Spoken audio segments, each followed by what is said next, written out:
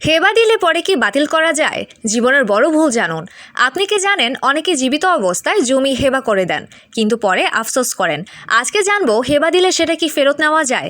প্রথমে বুঝে নিন, হেবা মানে হলো জীবিত অবস্থায় স্বেচ্ছায় কাউকে সম্পত্তি দান করা।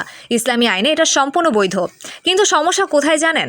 অনেকে রাগের মাথায়, আবেগে বা কারো কথায় প্রভাবিত হয়ে হেবা করে দেন, আর পরে দেখেন যাকে দিলেন সে আর খোঁজই নিচ্ছে না। এখন প্রশ্ন, এই হেবা কি বাতিল করা যাবে? উত্তর, কিছু ক্ষেত্রে যাবে, কিছু ক্ষেত্রে যাবে না। যদি 3টা শর্ত পূরণ হয় তাহলে হেবা সম্পূর্ণ হয়ে যায়। 1. দান করার ঘোষণা। 2. গ্রহীতার গ্রহণ। 3. দখল হস্তান্তর। এই 3টা হয়ে গেলে হেবা প্রায় চূড়ান্ত। তখন আর সহজে বাতিল করা যায় না। কিন্তু একটা গুরুত্বপূর্ণ বিষয়, যদি হেবা করা হয় স্বামী স্ত্রীর মধ্যে বা রক্ত সম্পর্কের মধ্যে, তাহলে সেটা সাধারণত বাতিল করা যায় না। কিন্তু যদি দেখা যায় জোর করে নেওয়া হয়েছে, প্রতারণা করা হয়েছে বা দখল দেওয়া হয়নি, তাহলে আদালতে গিয়ে চ্যালেঞ্জ করা সম্ভব। এখন সবচেয়ে বড় ভুলটা শুনুন। অনেকে শুধু কাগজে হেবা করে কিন্তু জমির দখল দেয় না। এই ক্ষেত্রে হেবা আইনগতভাবে দুর্বল হয়ে যায়।